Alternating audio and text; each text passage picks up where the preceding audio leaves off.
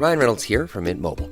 With the price of just about everything going up during inflation, we thought we'd bring our prices down. So to help us, we brought in a reverse auctioneer, which is apparently a thing. Mint Mobile Unlimited Premium Wireless. How to get 30, 30, bit to get 30, bit to get 20, 20, 20, bit to get 20, 20, bit to get 15, 15, 15, 15, just $15 a month? Sold! Give it a try at mintmobile.com/switch. $45 upfront payment equivalent to $15 per month. New customers on first 3-month plan only. Taxes and fees extra. Speed slower above 40 gigabytes. See detail. This episode is brought to you by Allstate. Some people just know they could save hundreds on car insurance by checking Allstate first. Like, you know, to check you have the tickets in your wallet first before you drive 2 hours to the big game. Seriously, you had one job. Now the closest you'll get to the 50-yard line is parking lot D. Yeah, checking first is smart. So check Allstate first for a quote that could save you hundreds. You're in good hands with Allstate. Savings vary. Terms apply. Allstate Fire and Casualty Insurance Company and Affiliates. Northbrook, Illinois.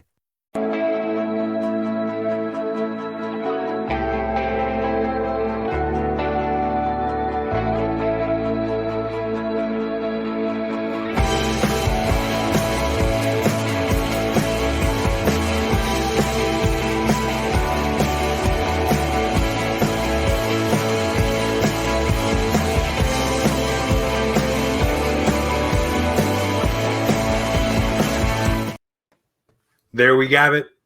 The new intro. It's here. The boys are here. Everyone's here. It's time to talk some Maple Leafs, sitting down with Dylan D4 Fournier and my boy Clark Monroe. Boys, it's been a while since we've all been in the same room. How's everybody? Been a while. Sorry, I stole that from Dylan. Dylan said that pre-show, and I just had to steal it. Sorry, Dill. That's okay. That's okay. It has been a while. I'm doing good. Hockey is officially here. I have played 2 beer league games, so hockey's in full effect for Dylan right now and feels good. Clarky, how about you? I just golfed today. Last weekend, pretty much a golf here in Saskatchewan, so we got it in, me and my couple of my old buddies, and so it wasn't a good round, but at the end of the day, it's still golf, and that's better than not golfing, I always say. So that was good. It's been a busy summer. Lots of golf this summer, actually, which is great for me. I haven't been I golfed 16 times this summer, which for me is like the most I've golfed. It's the most I've golfed in like 10 years. So it was felt great getting back out there. Got to play baseball again this summer. That was a blast. And we're going to California next week for a baseball trip. I'm coaching a team, so that's a travel ball team. We're going down. It's a bunch of high school kids here in Saskatchewan. We're going to show them some universities down in California, and it's me and my buddy that I went to school with down in California. So it's a ton of fun. I'm super excited about it. And yeah, so anyways, we're not here to talk about that. We're talking about the Leafs. So can't wait to get back into that either. All right, let's dive into it right now. Let's talk about one guy that's kind of been noticeably absent from the Maple Leafs. And there's been some quotes that come out about this guy. I know Clark really wants to dig into this topic.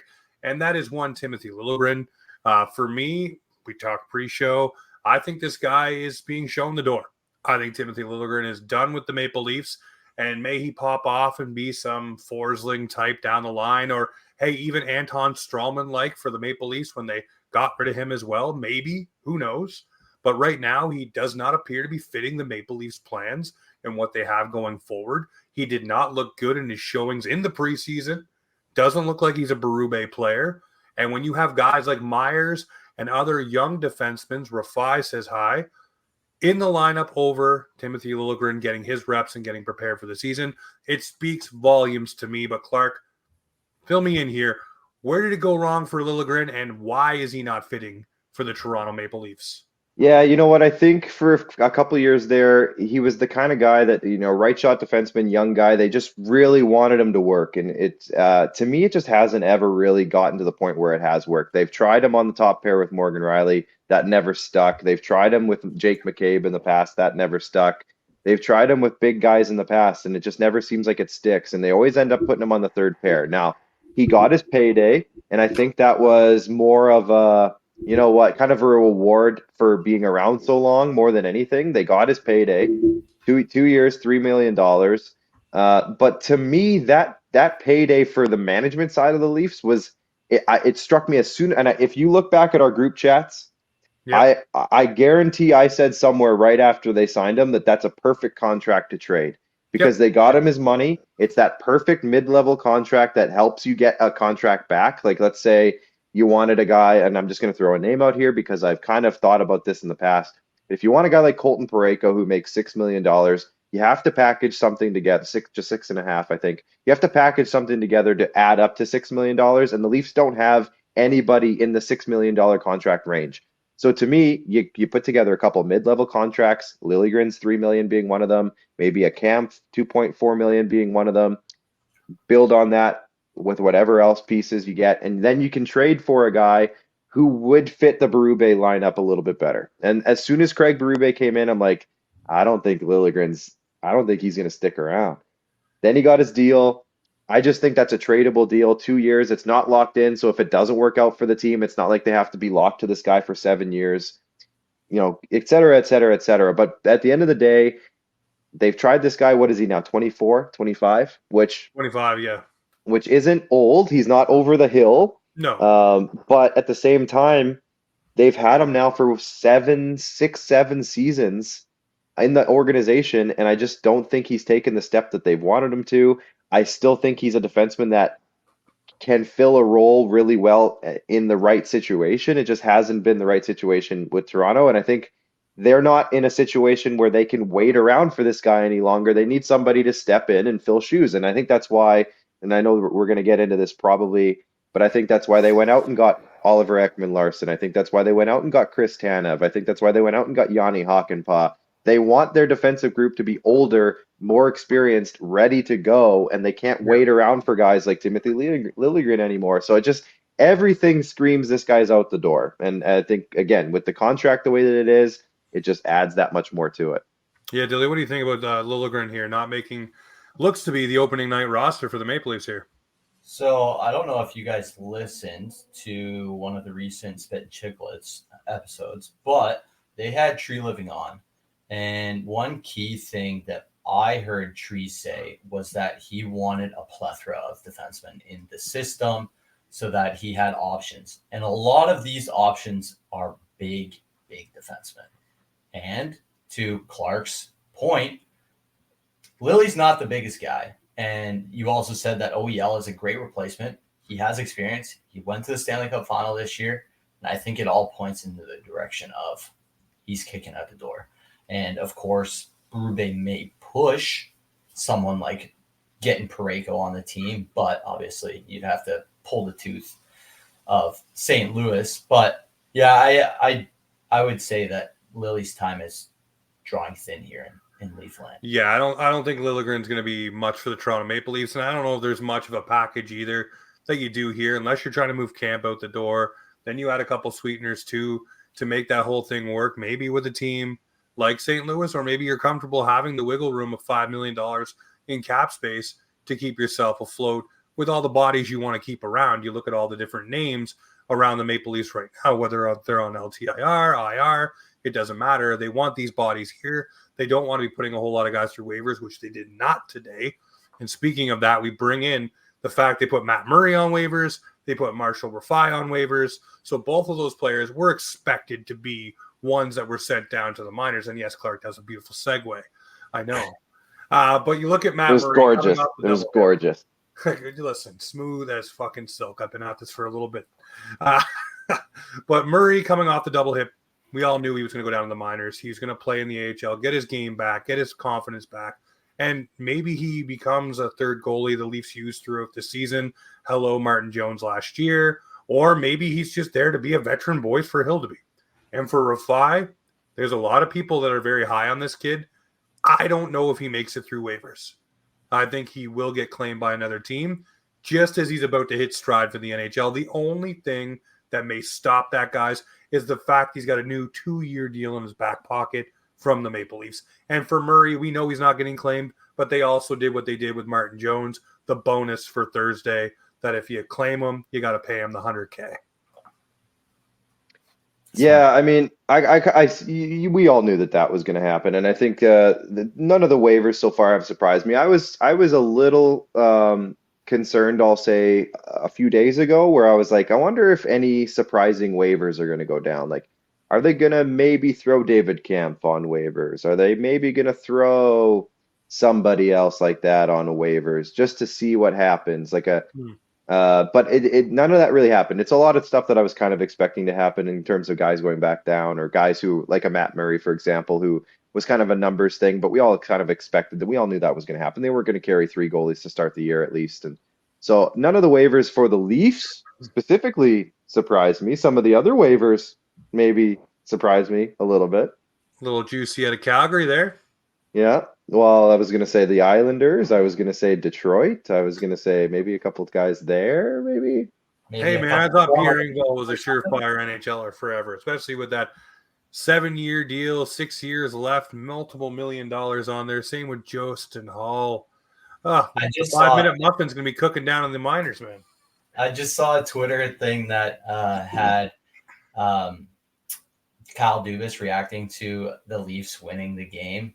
And it was like when Pierre Engvall and Hall are on waivers. I was just laughing my ass off. Too expensive for the Penguins' blood, though, unfortunately. Yeah. I saw a tweet. I don't know who sent it. I don't know if it was in our group chat or not, but somebody sent a tweet that said the Montreal Canadiens should claim Pierre Engvall so they can have 2 Slavkovskis.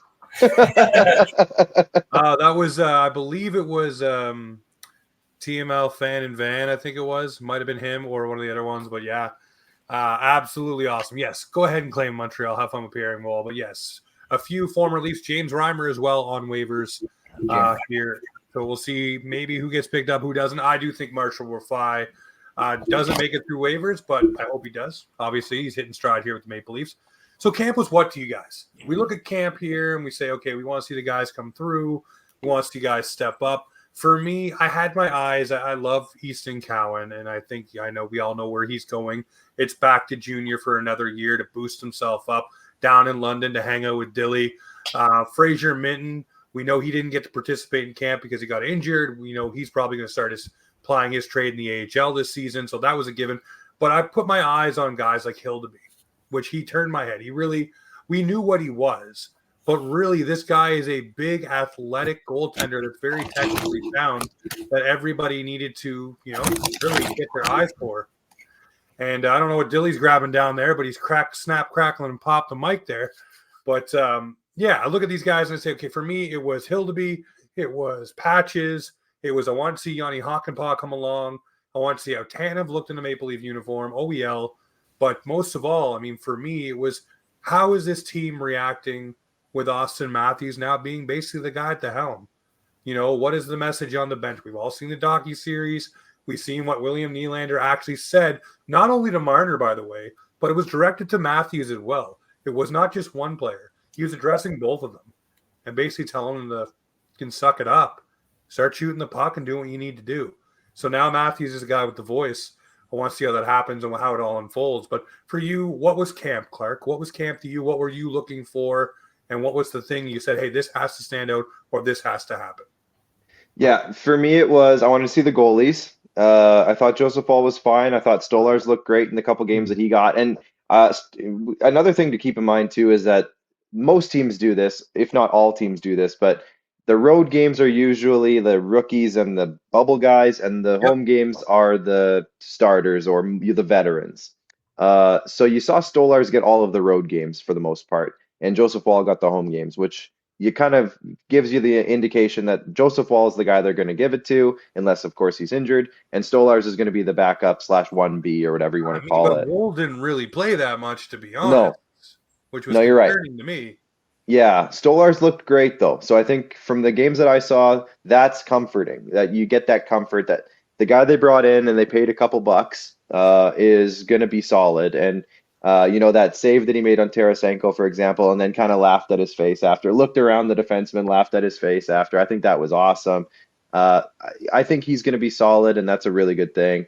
Matt Murray and the couple things that I saw him in looked okay. I mean, he's Matt Murray. He's going to be fine. He's not going to be expected to play hopefully more than 5-6 games, unless he has to Martin Jones it and save our season in January or whatever, like last year. But I really don't think that that's going to be the case. I think Joseph Hall will be fine. I think he's going to end up being fine. And the goalie tandem will be great. That was the big thing that I took away from it. For me, that was kind of what I wanted to see in camp, was just the goalies. Some of the younger guys, like you said, on the defense, I wanted to see a couple of guys there and just how they mixed in. Really wanted to see Nick Robertson take off, and I know he's one of our next topics here, so I won't go too deep on that right now, but really wanted to see him take off. Thought he did really well. Wanted to see Pacioretty. I wanted to see Steven Lorentz, and I really liked what I saw from Steven Lorentz. I think he's going to be a fine little player if they can figure out his contract. There. Someone already did the math. I think it was why can't I talk the name off the top of my head? But anyways, he did all the math for it to make it work, and yeah, he's definitely going to be a Maple Leaf come, I don't know, whatever time tomorrow when they sign him to a 7.75 deal. Yeah, like that's the thing is that we have, Max Pacioretty and Steven Lorentz. They got to figure out their contracts. So I think for me, camp was kind of just like, okay, how is this going to shake down? Like we're at a point now with this roster, especially because they kept most of the roster from last year. They supplemented it. They changed a couple names in and out. We know what they are. It's more about just getting their flow back, getting their touches, getting their timing. And how is this going to shake down with these last little couple spots? That was really what camp was for me. I wasn't too worried about the Grubenkins necessarily.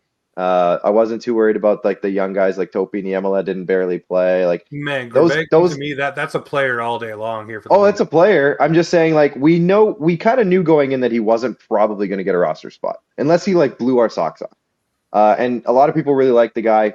Super pumped about him. Glad he's a Leaf. I'm really excited to see how he does with the Marlies over the course of a larger sample size. But What I was saying was, we kind of knew what the roster was going to be. How are these extra fringe pieces going to play out? Because that was really the biggest question mark for me going into camp. So I think we kind of have an idea. Now we just have to see how these contracts go and if they have to make a move to accommodate these new contracts and how that all works out. That's what camp was for me. Dylan, what was camp for you? What was the moments for you? Obviously, I know Easton Cowan, you had your cowboy hat on, ready to rock and roll for that guy, but I don't think this season's the season for him. You know what? And I'm fine with that. I want him to come back to junior, put up 150 points, and go and grab that Mem Cup that he's been digging for. He proved to me actually in camp like that he knows not only how to shoot it but also pass. I saw a couple great dishes from him. I think it was on the power play on the road to Nicky Bobby. I think that truthfully, like this camp was who's actually going to dig in and make a point that they deserve a spot on this team. And for me, we'll get to it later, obviously was one certain player this year. And another big thing was, what does our identity look like? And I messaged the group, I think the other day. I think we have finally started to see an identity in the Maple Leafs. Like it used to be, you got the top six and the bottom six, and they looked quite separated. But now it looks like you got big bodies up front. You got big bodies down low. You got guys that are going to dig in the corners for you on the offensive zone. You got players that can put the puck in the back of the net. For me, a lot of the last 5 years, it was just the guys that could put the puck in the back of the net, and that's how it kind of was. Also, defense. Defense has obviously shifted. We just talked that Lily might not even have a spot on this roster, and that, to me, obviously, looking back last year, says a lot because he was a top four demon. I think that this team is looking at bigger players and players that can compete come playoff time, and I think that's huge for the Leafs in general. No, definitely it is. Okay, so we'll move off of the camp and we'll talk about who impressed. And for me, Clark just mentioned his name. I really liked his game, and I want to see him maybe get a little bit of a stint here. But with so many bodies right now, it's hard to. I like Grubenkin. I like what he's brought. I like his tenacity, like the fact he'll throw down for his teammates. He's got a little bit of skill as well. Will dig for the puck like you just talked about, Dylan. But I like this player. And, I mean, I know we fall in love with guys at camp all the time. And last year was Connor Timmins right up to the last game when he hurt himself and blocked the shot and was gone. And, he was leading everybody, including one Connor McDavid in points in the preseason. Everybody was fired up about it. But this year for me was Grubenkin. I liked the way he played. He really caught my eye. He was someone I basically, let me steal the Shaquille O'Neal. I wasn't familiar with your game. Okay, that's what he was. He just came in and really wanted to impress Berube to the point where he did, and Berube was talking about him, which is huge. If you're coming in for your first camp and you're getting the Chiefs' attention, you're doing the right things. So obviously now he needs to translate that down in the AHL, grow his game some more. But I think when it comes to call-ups for forwards, if you're looking for a perfect prototypical bottom six guy who can dig and probably play on your left or right side, because he'll learn both sides just to be a versatile weapon for this team, I think you start looking at this kid and what he can do. But that's who impressed me, Dylan. Who impressed you here at camp? There's somebody that is obvious, but I won't say him. We got a whole part carved out for him. I know, exactly. I'm actually going to say Steven Lorentz. He kind of brings a different energy to the lineup that I really love. And truthfully, I don't know if I really paid attention to him in Florida, which I feel bad for. But I think he wasn't an everyday player in Florida either. No, right? Be very clear. But I think he's kind of forced the thumb of like, I can steal this last centerman spot or last like line spot and kind of push Camp out of the lineup, which says a lot, but I know he doesn't always play center. But for me, that was kind of huge. And I think he just kind of brings an energy to the lineup that Chief likes. What about you, Clarky? Yeah, honestly, there wasn't. There's a couple names. I really like Max Pacioretty. I thought, he didn't like blow me away, but at the same time, I kind of knew going in that this is like 36-year-old Max Pacioretty who's been through some injuries lately, and still putting up points though. He's still putting up points, and he's just one of those types of guys where, to me, it's like he's the type of veteran that for years now we've been kind of looking at other teams who get these vets and like, why couldn't we get a guy like that? Like, I know we got, Thornton and we had our fun with, that little block of time. But at the same time, it's like we never got a guy who can maybe fit into the top six. And I don't know if Max is going to necessarily fit into the top six all the time, but he definitely looks like he probably could. He's probably going to get some power play time. So I really liked him just to kind of see that he still got it. And it was really weird to see him in a Leafs jersey. So that was kind of another cool thing. I love his kid saying it's the favorite jersey he's ever had. Yeah. So like that kind of stuff was really cool. They kind of gave up on the Nylander at center thing a little bit. So really quickly again. Yeah. I kind of wanted them to stick to it finally. I was saying in the group chat. To see JT in the 3-hole, man. Yeah, super nice. And I was saying it in the group chats over the summer when they were kind of talking about it with you guys, and I kind of just wanted to let it run for 30 games and like actually try it. But so that was a little, honestly, like the opposite of impressed. I was kind of hoping that was actually going to pan out more than it did, but it didn't. So that was kind of the couple of guys for me that kind of stood out. I like Stolars, really like seeing him. Like I kind of mentioned him earlier, and Hildeby mentioned him too. I saw him in a little action too. So that was kind of it. Nobody really blew me away. I was kind of hoping to see a little bit more from the top guys even. But I'm not worried about the top guys, so we're good there. I did like Cowboy. I will say that, but it just sucks that if this was their roster a couple of years ago, he definitely would have made the roster. But it's just like the timing of what's what kind of sort of thing, and it's good to know that all the development that he's doing is heading in the right direction. Oh, he's definitely going to be an NHL player, top 9 guy for sure. Well, here's a guy who came in with a little bit of a burr in his saddle. He wanted to be traded to Toronto, didn't get his wish, signed the 1-year deal. Berube apparently talked to him, told him there's a spot here for him. So what did he do? He came into camp and he blew the doors off, and you can't say he didn't. And not only with the offensive skill. We all know he has a shot. We all know he can do those things. My issue with Robertson last year, is well documented on this show and, of course, across Twitter, is the fact his play away from the puck was my issue. The gaffes, the mistakes in the defensive zone, or even challenging players when he would get stripped of the puck or he'd give it away under pressure. But here in the preseason, and I know it's the preseason, and I know some of the lineups he went up against are not favorable. They're younger players. But for me, he did all the right things. He'd get back on the back check. He'd break up plays. He'd throw the body, which probably led to him having an upper body injury to begin with. But this guy was doing all of the things you want to see, including putting the puck in the net. So for me, Nick Robertson showed up, showed out, and earned his spot in the opening night lineup. I think he's going to be in there for sure. I do think he's another player that you can move up if you need to when you need a little bit more speed or juice and jam. That guy's going to be a guy that moves up in your top 6.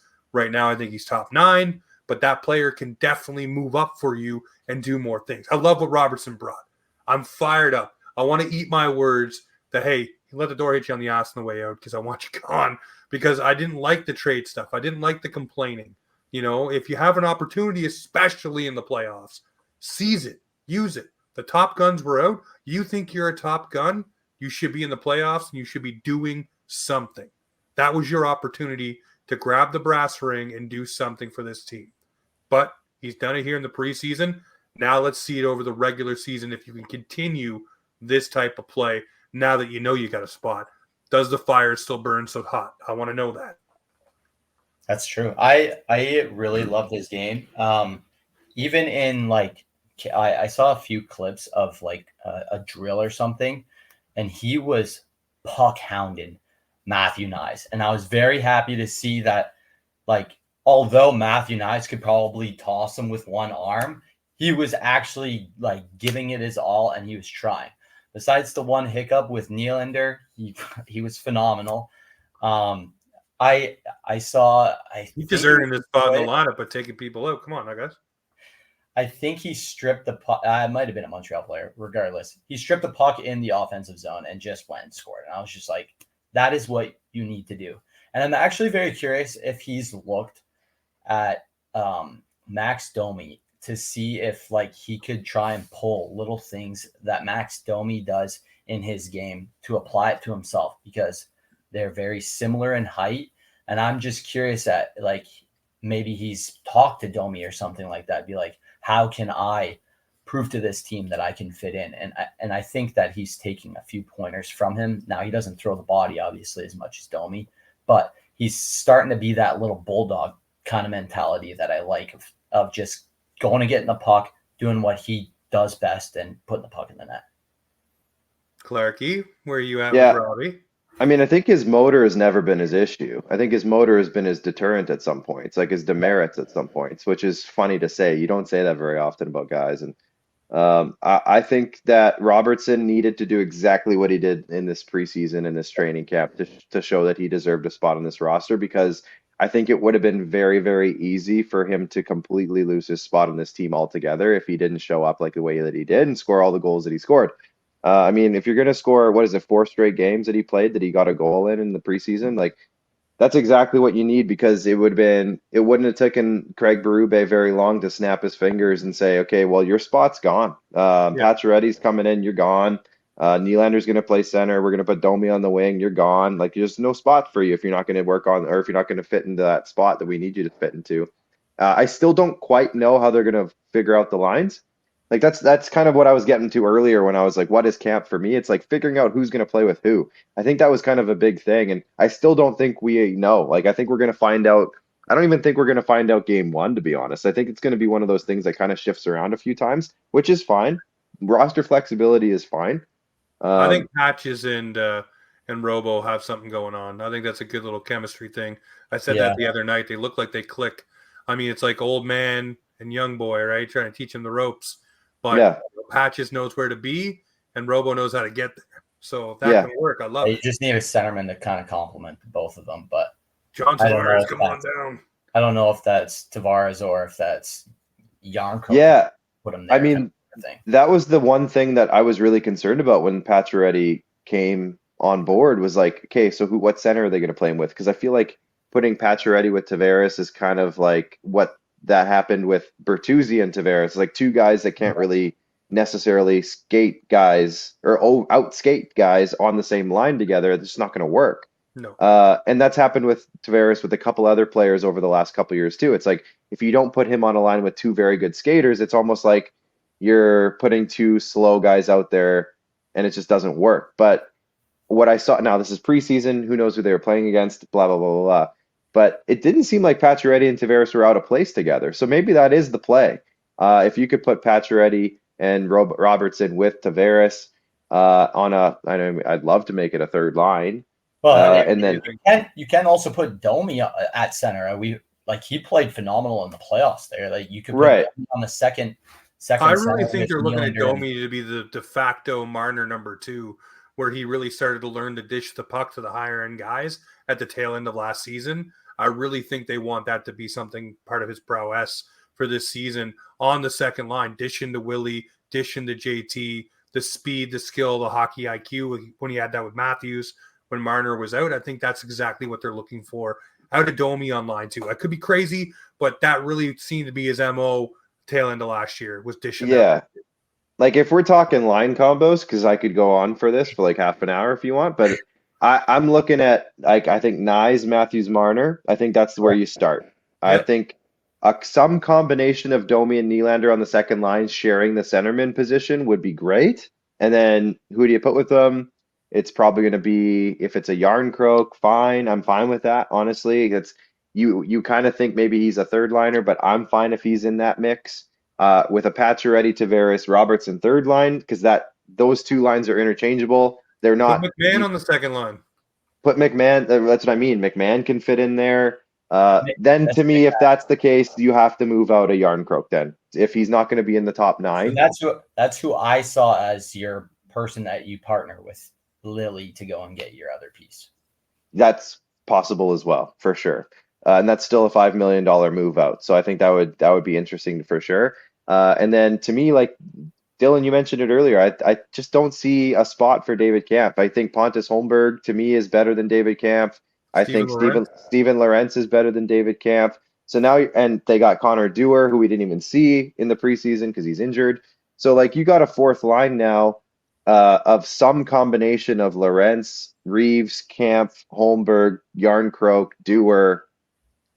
Who did I miss? There's other guys. Like, there's just too many bodies that can fit on there. McMahon. I didn't even say McMahon, right? So, like, you got to find a spot. For me, he's got to be a top 6 player this year. If he's the same guy that was the tail end from January to the finish of the season before he got hurt, if he's that guy who could put that many goals up and has that shot, plays with physicality, you're looking at a Zach Hyman light. Yeah. He should be in your top 6. Okay, so you put McMahon with Domi and Nylander then. And then you can't have $4.5 million on your fourth line with Kampf. No, you can't have $6 million on your fourth line with Kampf, Yarncroke, and Reeves. That's $6 million. And Dewar is the same amount as Reeves. So you can't have that much. So to me, you got to clear those guys out if you're going to go that way. I hate losing those bodies because they've been useful. I still think Yarncroke can be a useful player on this team. Same here. But, and I know you do, James, because we've talked about it, but you can't have that much money on your fourth line. You just can't. No. So something's got to change. And I can't, honestly, for the next couple days, I can't wait to figure out how they're going to sort this out. That's all camp. I said it earlier, all camp. I just wanted to figure out how this is going to end up. And we're still not there yet. And honestly, that's the point of stress and anxiety for me, is just like, how are they going to sort this out? Because we have to add Pacioretty and Lorentz, I think. So that means that there's got to be at least 2 bodies out. And Liljegren. So that's 3. So it's like, who's out? What's going to happen? And how are they going to do it? We got to figure this out. All right, let me shout out my guy tomorrow. Let's find out. Yeah, let's find out. Let me shout out my guy Kyle Cushman here. This is the tweet I was referring to earlier. Yeah. So predicting the roster, he says Cowan to Junior. We all know that. Pacioretty at 950, Lorentz at 775, IR Dewar because he's still not back yet. LTIR Yarncroke, Mermis, Hockenpah, and Mittens SOIR. So season opening IR, I guess that's what that means. Yeah. Roster would be at 4.4 million over and have an LTIR pool of 4.4. So you'd get away with $333 away from maximizing your LTIR space, which is a Brandon Pridham specialty. I would say you pretty much can book that tweet to solve what we're talking about right now. Give the Leafs probably about 2-3 weeks to figure everything out, where everybody flushes out, make a deal, make a trade. As Terry Koshan always says, boys, injuries have a way of fixing things. So maybe somebody gets dinged up, Liljegren or someone. That's $3 more million, and you sit and you wait on that. But we'll see what happens. But that right there seems like the most logical path going forward. And we also don't even have Mr. McCabe's name in there either, who is dealing with some stuff and may not start opening night for the Toronto Maple Leafs. So there is cap flexibility. So we'll figure out how that happens. But speaking of flexibility, one thing the Leafs have in goal is flexibility. they have Joe Wool, Matt Murray, Stolarz, Hildeby, and then, of course, a couple of more young guys that are trying to ply their trade as well. We're not going to stay too long on the goalie subjects. We've talked about them already a bunch of times here at nauseum.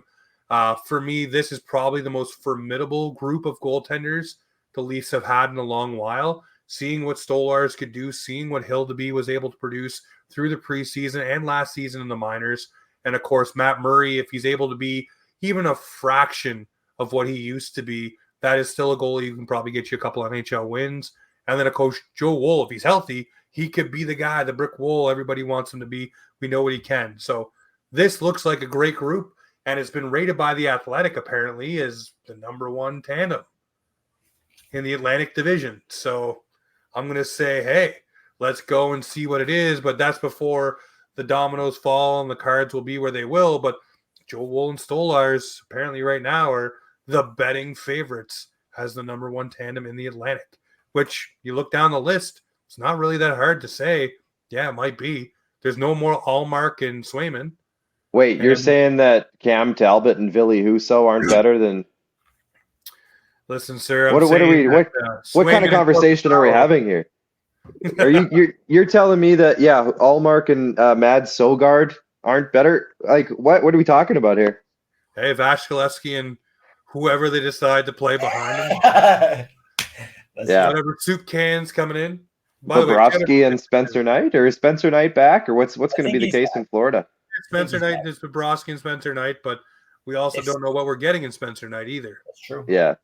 So. You know what we're getting in our two goalies. As long as he's healthy, that's the other thing with the Joseph Wall is that's our biggest concern with him. Is nothing to do. He's good. The thing about Joe Wool is the injuries that he's had, though, are not the ones that are like recurring ones. They're not lingering. It was a freak back injury, a freak ankle injury where he didn't anchor. He said it himself. He didn't anchor his foot properly, and that's what led to the injury. So it was something that he did. It's not like, my ankle's wonky and I have a wonky ankle now for life. No, my back's screwed. My back's going to be screwed forever. It's just things that he's done. Literally carried the Leafs on his back in the playoffs and it broke. Sorry. That's basically what happened. End of story. Yeah. But yeah. Was that the one in the playoffs? Yeah, he went out after Game 6, which is weird because he was sitting at the podium after Game 6 talking to the media with Matthews, and you wouldn't have known that his back was screwed at that point in time. So he must have went to sleep, woke up, and that's when it seized up. Your body does do interesting things after you have some rest. But we all can agree this is probably the best crop of goalies the Leafs have had to rely on in a season since probably the early 2000s. And Dylan, I know you were just a wee beeb at that time, but me and Clark, we remember the Curtis Josephs and the Kimu Schwabi. Cujo made me fall in love with hockey.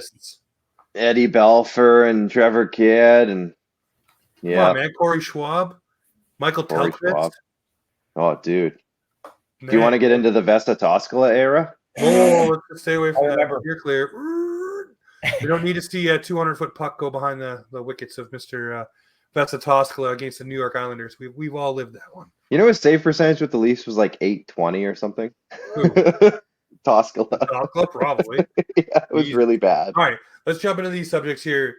For me, I'm very excited about a couple things. As you know, last year, guys, I harped on the power play, harped on the PK a lot.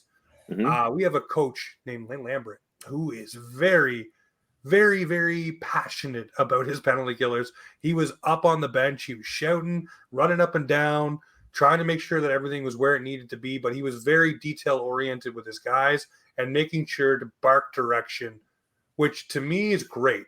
Obviously, he's used to being a head coach. He's used to being the one leading the charge. So I think Chief's going to have to probably maybe settle him down a little bit, that he's not the guy. But he really is, working hand in glove with his PK unit to make sure the Leafs PK is the best it's been. And I love that.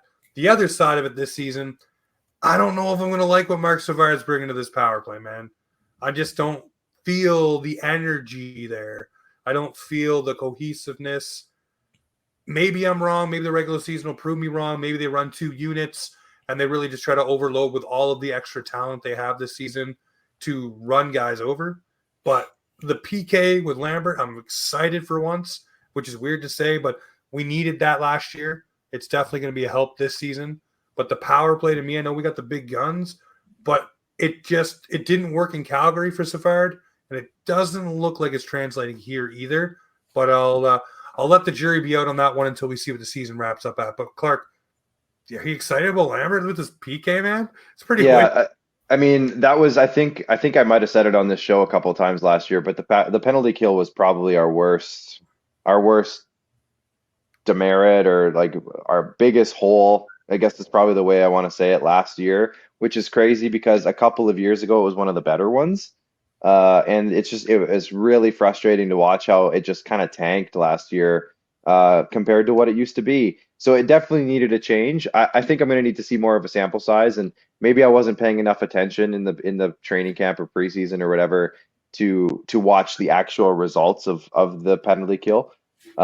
But come game one and as the season rolls, I'm going to want to see that get back up to a top 10 penalty kill. Like if they can get to a top 10 penalty kill, that's going to make a huge difference. And I think honestly, if they can pair that with a top, hopefully 5 power play, I think that alone should probably allow them, as long as they get good goaltending, allow them to win the Atlantic Division. And I think I heard, I can't remember who was, I think it was like Kipper and Bourne and whoever else was on the panel with David Amber the other night. And they basically said, like, I know it's kind of a joke because we say every year it's like, doesn't really matter what they do in the regular season. But honestly, this year it kind of feels like it does matter what they do in the regular season. And I think winning the Atlantic Division should be actually a goal that they try to do this year. They should try to get that division title, lock down first place, see who they end up playing.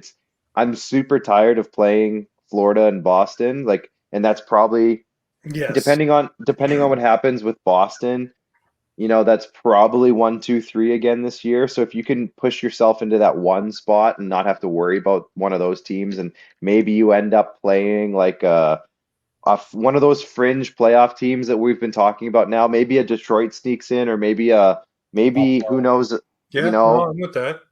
Like a Buffalo somehow gets in, or an Ottawa or somebody like that, and you can get one of those guys instead. How much better would that be? So we're talking special teams here, so I'm getting way ahead of myself. But I just think that if they can, you know how it goes. One thing leads to another, and then I'm talking about playoff standings. But it's one of those things where I've thought for a couple of years now, James, to your point.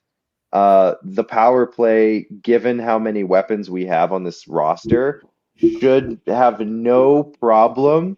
And this is maybe being biased and a stupid Leaf fan, but this should be a 30% power play.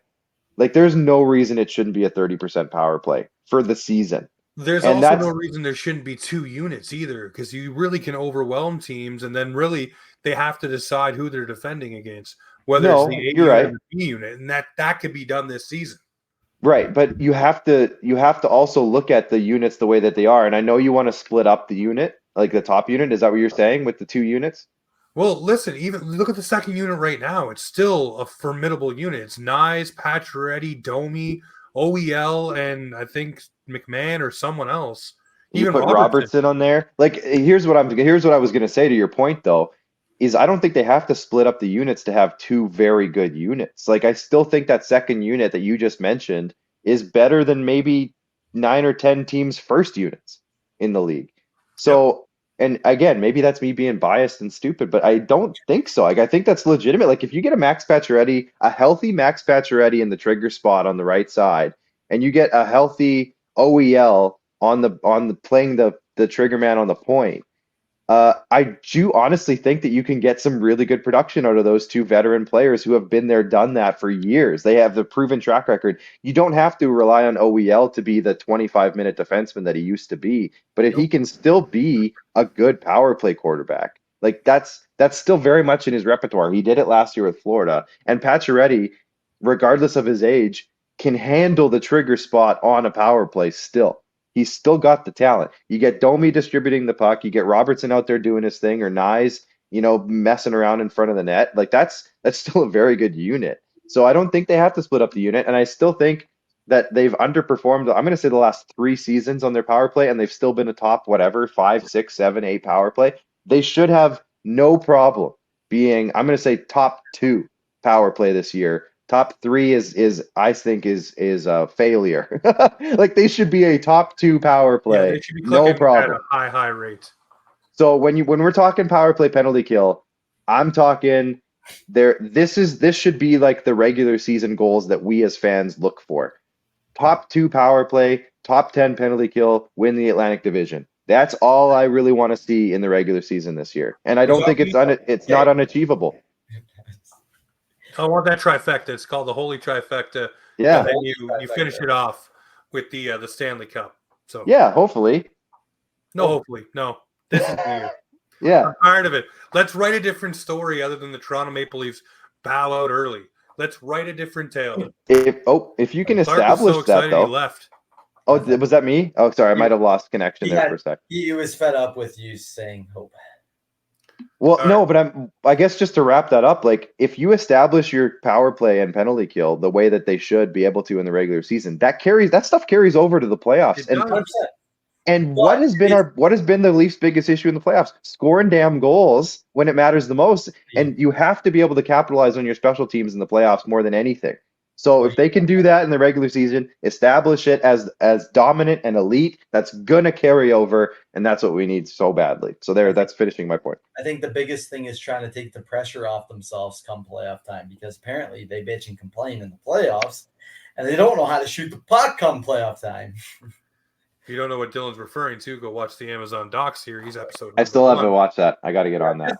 Watch it. You'll understand what I'm saying. Yeah. All right. Well, we've already talked about patches. We talked about the centers. Let's talk about a little bit of Berube hockey. And we saw it on Saturday night. It was the Lorentz hit, the Reeves hit, the Lorentz goal. Those little things are going to be key to going throughout the lineup. That is what Chief's going to be looking for. That is what he's going to want to have happen with this squad. And I saw a tweet the other day, and I thought it was perfect. This team may have more bumps and bruises, and guys miss a couple of games because of injuries, because of the different way they're going to play, but it will serve them well come playoff time. So guys being more physical, guys having a little bit more doggedness and determination, sticking up for each other. I like the players we brought in to fit that mold, the Tanevs, the OELs. Everybody's like, why do you say OEL? Watch him through the playoff run. He was taking no prisoners. He'd grab a guy by the collar, no problem. Guy like Yanni Hakanpää, same thing. But that translates throughout your lineup. Guy like Match Pacioretty, he's not afraid to grab a guy. I'm not going to say he's going to scrap, but he's not going to let people stand around and do shit to his players. He was the captain of the Montreal Canadiens for a reason, not because he got shoved around and yelled at all the time. He stood up for his players and did the right things. The Leafs have that throughout the lineup. I think you're going to see also an unleashed JT under Berube as well, because there's no C on his chest. This guy wants a contract here in Toronto and he wants to stay. I think you're going to see a little less pressure on him and a more productive John Tavares, like season number 1 with the Maple Leafs. Did you guys see the little clip on social media of I think it was after their little Muskoka trip that they all went on? Yep. And they were jumping on a bus, but they had a social media person there. And I think the question was like, at what birth year do you consider old? Mm-hmm. And they were having some fun with it and stuff. Guys were saying like, in the 80s or whatever is old now, or, some Matthew Nyes was like 95. And I'm like, screw this guy. Yeah. Screw that guy. But John Tavares came kind of bouncing in to the one. There was a group of 2 or 3 guys, 4 guys or whatever. And he kind of came bouncing in and he's like, somebody said 80 or 80, anything in the 80s. And Johnny's like, I'm a 90, so I'm clear. I'm good. And I was like, what personality is this that we are seeing? Is this John Tavares having fun? Yeah. Like, could we see John Tavares? He takes all the pressure off. Honestly, though, could we see a John Tavares with a completely different personality this year, which would lead to a better season in general for him? Like, if he's not having to be hoity-toity Leafs captain, boring John Tavares. There we go. Yeah, like the John Tavares that Steve Dangle makes fun of, building IKEA furniture. Like, if he's not that guy, are we going to see like a fun, bouncy John Tavares? And could that lead to a whole different team personality in general? Like I just said, season 1, John Tavares with the Maple Leafs was not a captain with the Toronto Maple Leafs. Right. And it was one of his most productive, fun seasons. So With Mitch. He put put up 48, 47. 47 goals. And I mean, that was 5-6 years ago, but still, like, he's the same player. I think anybody who watches John Tavares over the past few years, yes, his goal numbers haven't been that high, but he hasn't changed much as a player. He's the same player. Still skilled Has he lost a step a little bit? maybe. Maybe a little bit, but honestly, not really. He never had the step. He's still a smart player. He's still got the shot. You saw the shot the other night when he sniped one in. A clear shot. He just beat the goalie with it. You know what I think he's always been good at is if you look at his line, he's been the person that his line mates can complement. So like in Mitch's case, he's the guy that could shoot the puck. And in Willie's case, he's the guy that can dish the puck. And I think that's very, very key in who is next to him. I really love that about John. But he's always been that way too. If you think back to his Islanders days, Matt Molson got 40 goals on John Tavares' line because John Tavares just was able to make that line play so well together.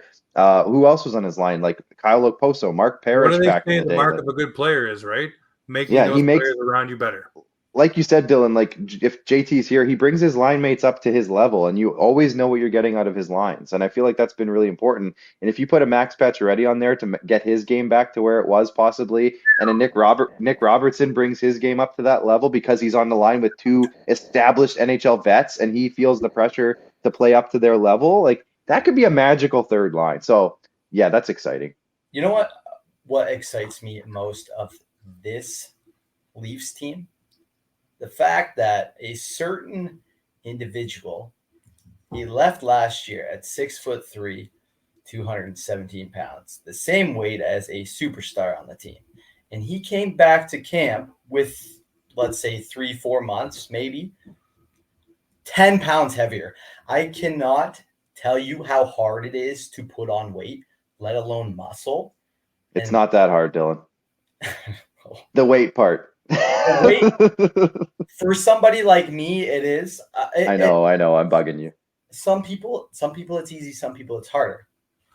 This Matthew Nyes guy is going to be Chiefs' favorite freaking player. I'll tell you that much. Hands down, he's going to have a unbelievable year. Yeah, he's going to be your prototypical power forward on that front line, and I can't wait.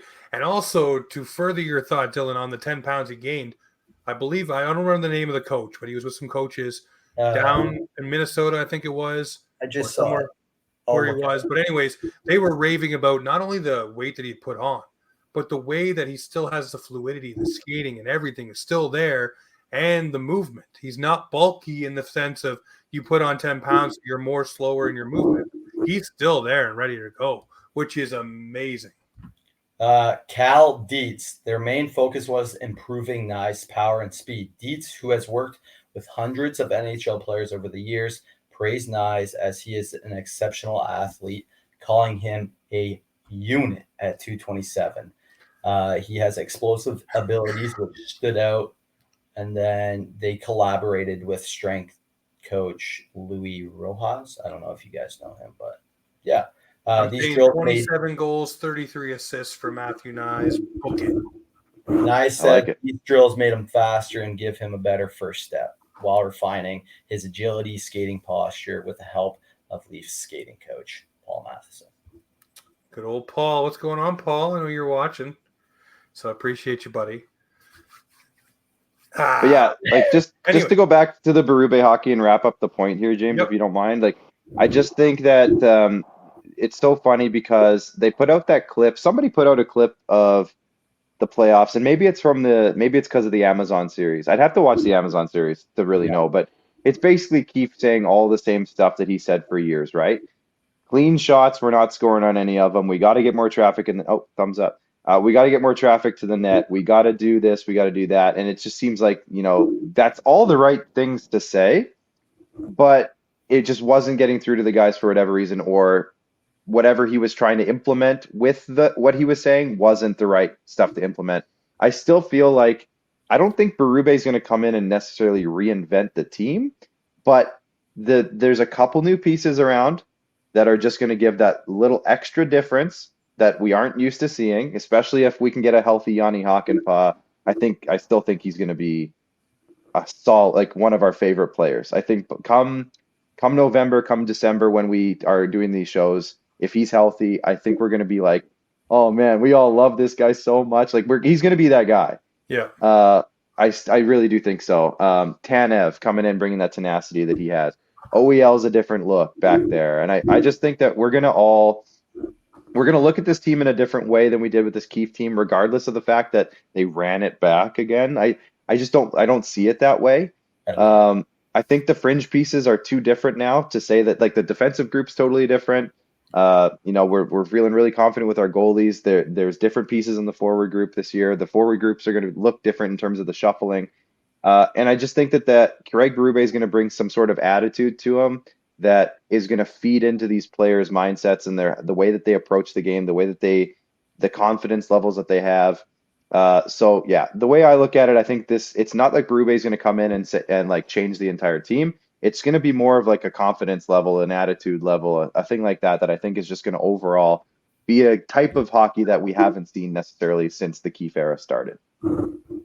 No, I fully agree with that. All right, well, let's wrap this up with Jeremy Swayman. This has been a saga. He's taking shots at the Spit and Chicklets boys. This has been crazy, and not just him. It was what's his name, Sweeney over in Boston, taking the shots at the Spit and Chicklets boys, but it was all over the same contract. Lo and behold, it comes in pretty much what those boys were talking about. It sucks for Leaf fans that Swayman's going to be there. Hopefully he takes a little bit to get up to speed, and the Bruins can maybe dig themselves a little hole with Jonas Corposalo. We'll see what happens. But what do we think of the contract here? Obviously, a lot of comparables here to Mitch Marner and Austin Matthews getting paid out of their ELCs and their bridge China deals and all that kind of stuff. They're saying, hey, you're paying a player before you know exactly what he is, because it has been the all-Mark Swayman show in Boston.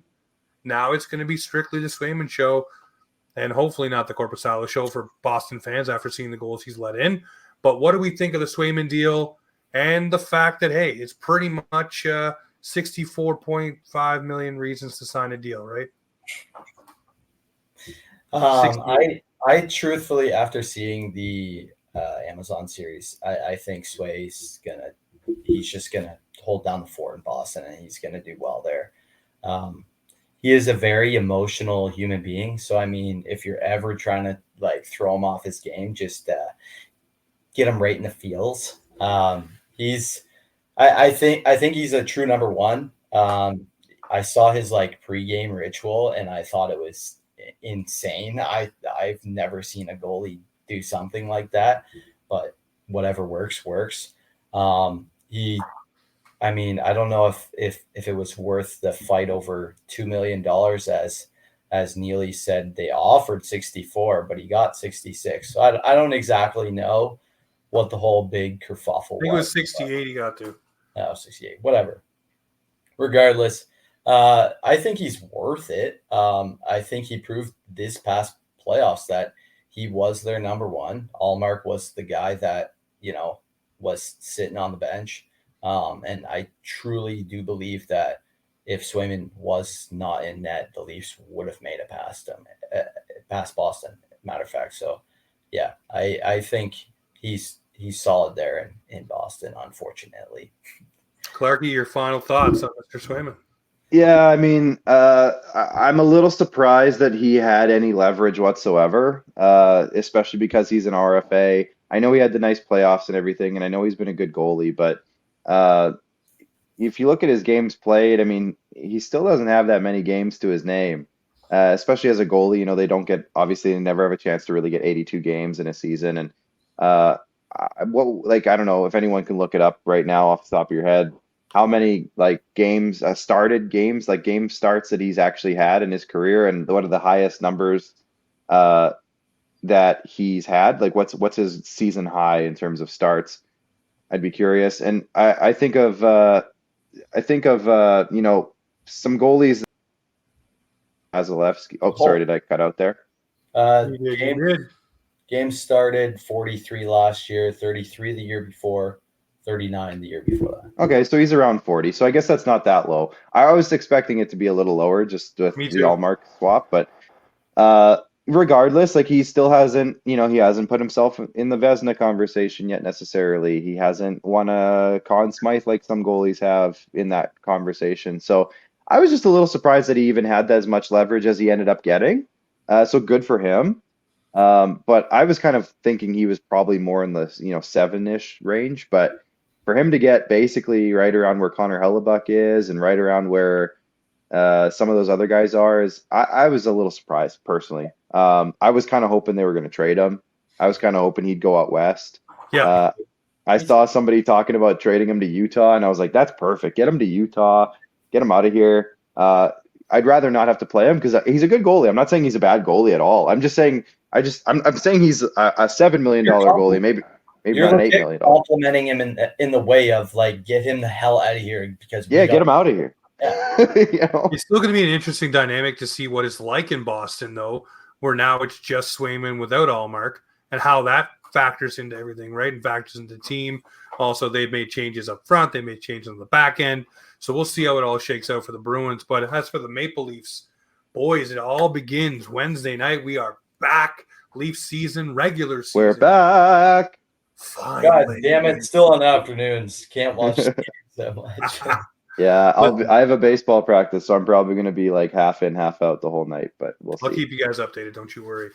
But Yeah. Leafs Nation, this right here is where the Maple Leafs come to talk. It's Offside Hockey Talk. We're in your ears, hopefully Sundays and Mondays, but tune in, join us, have fun. Follow Clark Monroe over on Twitter. Follow Mr. D4 for Dylan Fournier. And as always, he's got one more thing. I just see that Sheffy's in the comments. I saw Sheffy watching, Sheffy Bones. I just want to give a huge shout out to Derek because that guy has been through such an amazing journey, and I've been following it every step of the way. It's inspired me to go through my weight loss journey, and I've seen him reach some goals that I know he probably wasn't sure he was going to necessarily reach. And to see him getting as far as he's gone, I hope he's still watching, has been so great. And I just saw him do a Flex Friday the other day. On Friday with a flex pick, and I just think he's doing such great things. And I just want to give a huge shout out to Sheffy because he's a great guy. He's been following all of us for years, and he was such a huge supporter when I was bigger on TikTok and like actually trying on TikTok. So I just want to give a huge shout out to Sheffy because he's a great guy and he's doing great things, and it's just so cool to see how well he's been doing. Yeah, shout out Derek. We love you, buddy. Cannot wait to see you walking in Eastern Passage probably tomorrow because I'll be out that way. So we'll see you soon. But guys, thanks for joining us. 254 strong right now on the live. Appreciate you all. Looking forward to doing this all season long, guys. The Leafs are back. We're back. You know what it is. It's Offside Hockey Talk where the Maple Leafs and hockey come to talk.